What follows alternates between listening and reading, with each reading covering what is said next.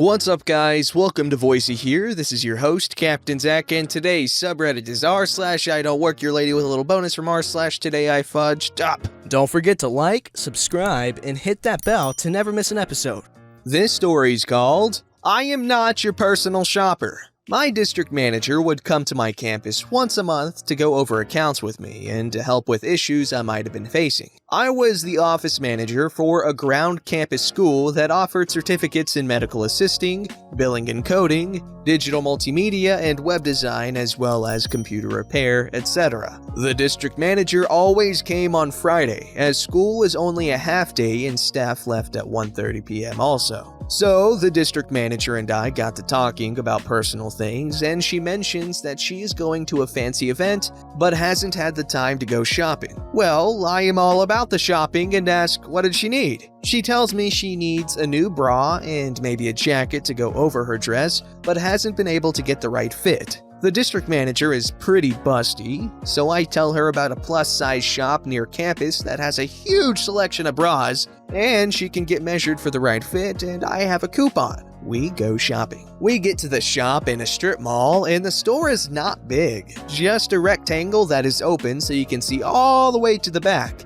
Very open concept. The store has 3 changing rooms on the right wall in the center of the store and 2 more dressing rooms on the left wall and at the back of the store. The checkout is situated in the very center of the store, all the way in the back so the staff can see the entire store. As I am a frequent flyer of the store, the day staff recognizes me. I ask if one of them would help with the bra fitting, and it's yes, they would be happy to. While I wait for district manager to get measured, I mosey around wasting time and hope to pick up a sale item. Now, I am dressed in my usual Friday attire of a polo shirt with the name of my school and jeans. I am also carrying my purse, so clearly I don't work here. A nice lady comes out of a fitting room while I'm roaming the store and checks out her outfit in the mirror, and she is tugging on the jacket and frowning. She sees me glance up and asks what did I think about what she had on. Nice lady tells me her husband is taking her out for their anniversary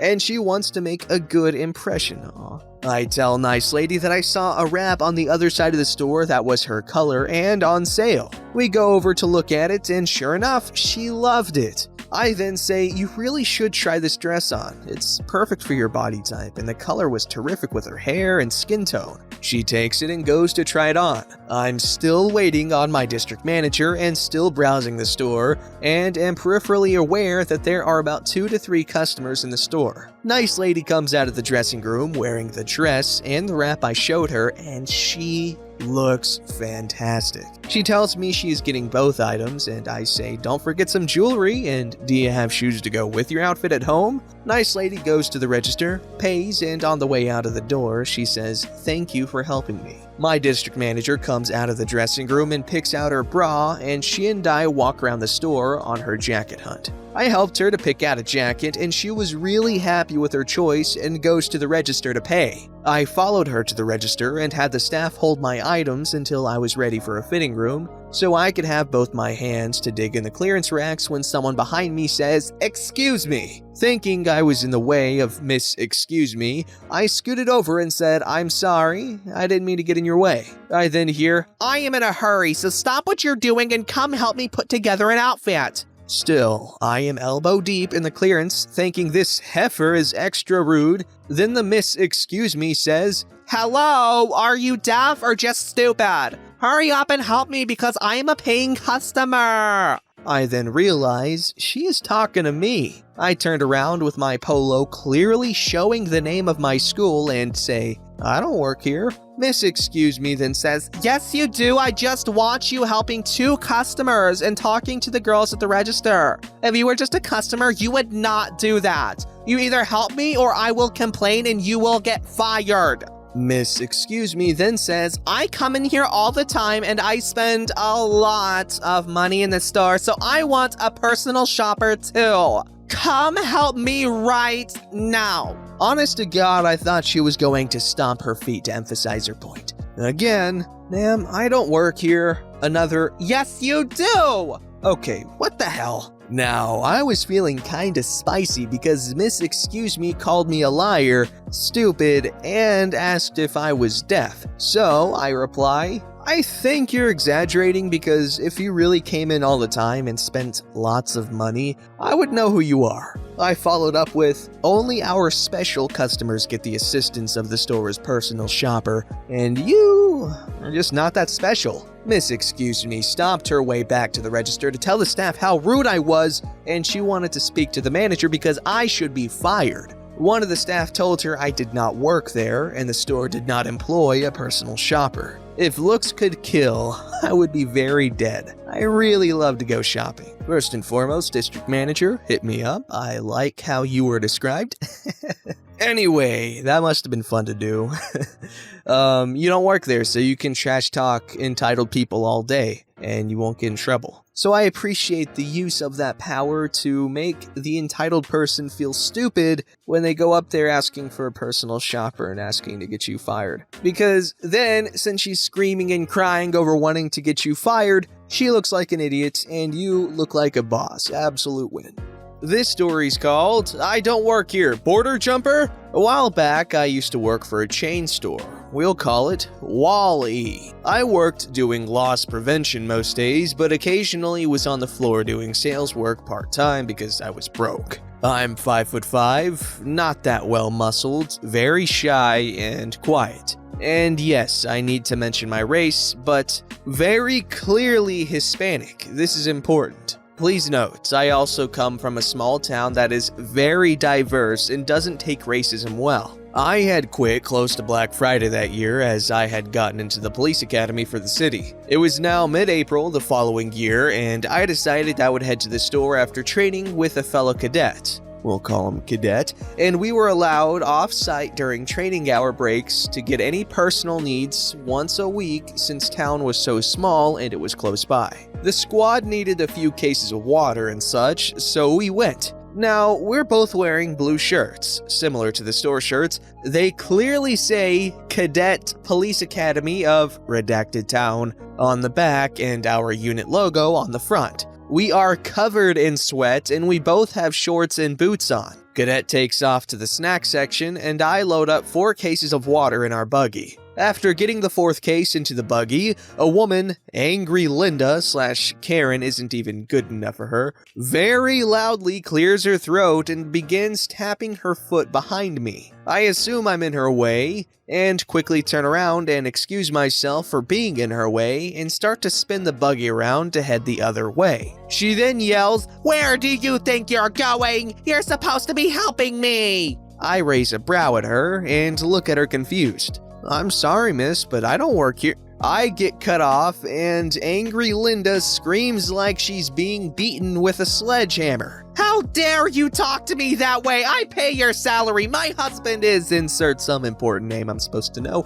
"and you'll be fired for treating me this way." I again say, "I don't work here, lady. I get cut off again as she begins to spew racial slurs at me. I will not include and tells me to go back to where I came from. At this point, I'm beyond angry, and not only has she not stopped yelling, but she also insulted me and my race. There are a few people gathering at the ends of the aisles at this point, and I gather my composure waiting for her to finish her hate speech. She finally ends her rant with, "You freaking border jumper!" as she pushes me back into my buggy. I rolled my eyes and said, "Are you done yet?" To which she replies, "What do you have to say for yourself?" with a smug look on her face. I sigh heavily and say, "Ma'am, not only is what she has said beyond rude, but it can also be considered a hate crime to assault me after calling me a border jumper and berating me because of my race. Now, if you'll excuse me, I need to get back to my..." She cut me off again and yells, "Can someone get a freaking manager here? This idiot won't help me." A good citizen at the end of the aisle scoffs and jumps at the chance to end this peacefully and wanders off to find a manager. Cadet comes strolling down the aisle and slaps the top of the water cases, not having heard all the commotion. "Ready to go? Gotta get back before roll call." Angry Linda glares at him, and if eyes could burn holes, he'd be ashes, and exclaims, "You're just gonna let your friend go, huh? Must be nice to have a coworker cover for you," as she rolls her eyes, crossing her arms in my direction. Cadet glances at me, and then at Angry Linda, and smiles a little. "Lady, neither of us work here." Angry Linda screams, "Quit covering for her and one of you help me right this second! I know she works here, she's helped me before, freaking lazy border jumper!" At this point, the manager comes around the corner, having been briefed by good customer about Angry Linda, and looks at me about to ask what happened. Before he could open his mouth, Angry Linda goes off like a fire hydrant, telling the manager that I'm a terrible employee and I need to be fired that second because I refused to help her, then assaulted her in the middle of the aisle. The manager looks at me and back at Angry Linda and says, "Ma'am, she hasn't worked here since before Black Friday." Angry Linda starts stuttering and muttering to herself, "Well, she...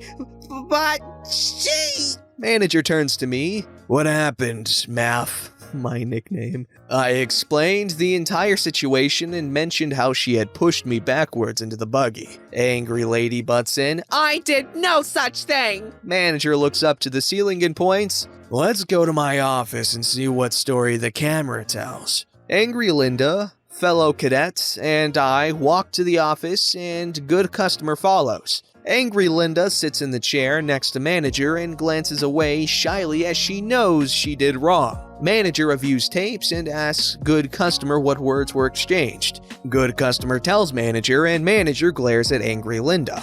"First of all, I want you to apologize for assaulting and racially profiling her. Then, I want you to sit there and wait while I take care of having you banned from my store because I cannot tolerate such ignorant and blatantly rude behavior in my store." Angry Linda sheepishly looks down and mutters, "Sorry." Manager looks at me. "Would you like to press charges on her? I can call and have a car here in 5. I shrug and fellow cadet says, "If you don't press charges, she'll get away with it." Good customer says, "I'm a former police officer. She assaulted you. She verbally attacked your race. It is legally a crime." Before I even say a word, manager is on the phone with my non-emergency dispatch requesting an officer for assistance. Lo and behold, my sergeant, who treats me like his child because he knows I'm not the best at being in charge, hence why I'm in the academy, to learn to be that way, pulls up and gives me the dagger eyes.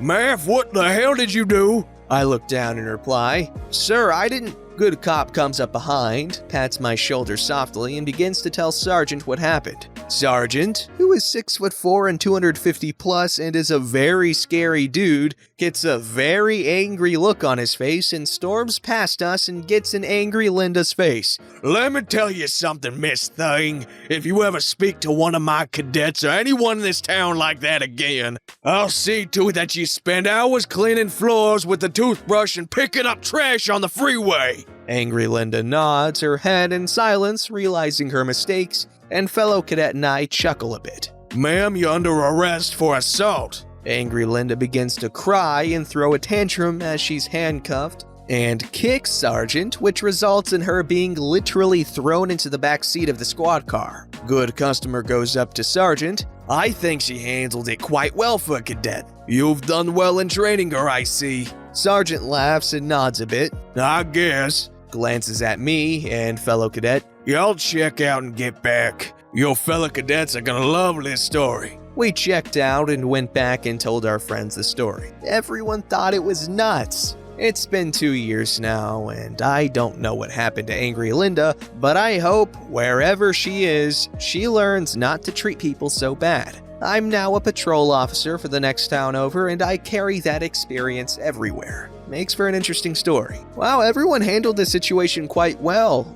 Obviously not Angry Linda. However, she did end up going No, she assaulted the officer at the end. Okay, well, everyone besides Linda handled this pretty well. Police were called. I guess apparently charges were pressed. I don't quite know how this freaking works. Thought you had to press charges for them to be Well, they did commit a crime, but how does this work? Don't they have to press charges for them to get arrested or whatever? Or is it kind of like how when someone gets murdered, the crime was committed, so the state kind of does the prosecution? So in the case of this assault and hate crime, would that be on the state, or the state to take care of it, or what? How does this work, guys? This story's called, Today I Fudged Up. After accidentally buying way too much toilet paper for years, I finally ran out. This week. This is a that is 3 years in the making, culminating today. A few years back, I started buying toilet paper on Amazon subscription, but my kid had just moved out, so I apparently overestimated how much to buy, so it didn't all fit in the linen cupboard. My darling spouse started storing the extra in the garage, but I didn't know this as I never go in there. So I kept looking in the linen cupboard and seeing we only had a few rolls, and then increasing the subscription, and even buying extra packs one-off because I thought we were out, and spouse kept stashing it all in the garage without me knowing. After almost 2 years of this, he finally begged me to stop buying toilet paper because we were running out of room to store it. So, for the past year and a half, I have not bought toilet paper at all. Virus panic was building. I thought, well, at least my earlier stupidity means we don't have to fight crowds for toilet paper, as I am sure we have enough. We will never run out, and we can share it with all our friends and neighbors. Well, turns out we actually had finally gotten through the huge backlog of toilet paper. And as luck would have it, the first time I genuinely need to buy toilet paper in well over a year, it's this week. I suppose the bright side is I was equally stupid about our subscriptions for wipes and paper towels, so I have been able to give those away to needy neighbors. They all think I am brilliant and prepared. They have no idea it's just because I'm dumb. Edit, to the 60+ people that mentioned I should get a bidet, yes, I agree, except I do live in a severe drought area. Also, the garage is detached from the house and not where the car goes, and is used for storage only. None of my stuff is in there, mostly camping stuff and my kids' stuff they didn't take to school. And even if I did go in there, the toilet paper was out of line of sight. So no, I really didn't see the stack for years. Spouse and I talk plenty, but just not about toilet paper. He trusts me to buy stuff and I trust him to put it away when it arrives. We just got too good at our jobs. Plus he's a little bit of a prepper, so he didn't think to ask me to stop until we had a lot. And for the weirdos who need to know, about 2 rolls per week. Yeah, that's a lot, but there are medical reasons. And lastly, I am amazed at how many other people on here have had the exact same accidental hoarding experience, and how many ran out at equally inopportune times. I feel better knowing I am not alone. 2 rolls a week? I go through 1 roll like maybe every 3 weeks, maybe? I gotta know, how much do you have to poop in order to use 2 rolls in 1 week? Like, is it just that your poop doesn't wipe well? Like, it just clings or something? Or is it that you poop, like, a lot? Like, your frequency is just really high? I need to know the logistics of this, like, how? And yes, honestly, if you're using 2 rolls of toilet paper a week, I think it would be worth it to move to somewhere where you can spare the extra water to use a bidet. And bidets are really good. They're clean, and in the long run, they're a lot cheaper. And I'm sorry, but dry paper is not gonna completely clean your butt of poo. Like, if you dropped a turd on your kitchen counter, I don't know how that would happen, but if you somehow managed to have a turd on your counter, would you just get a paper towel and wipe it off? Or I guess pick it up first and then wipe the remnants off dry? Maybe get some Smearitude up in there, let it set into that porous granite countertop that you got? Yeah, no, you'd get some freaking cleaning spray or some Ajax even. You'd really clean it. Now, I'm not saying use Ajax on your butt. I'm saying it's worth it if you don't like having more poop on your butt than you should. Maybe. I don't know. Don't forget to like, subscribe, and hit that bell to never miss an episode.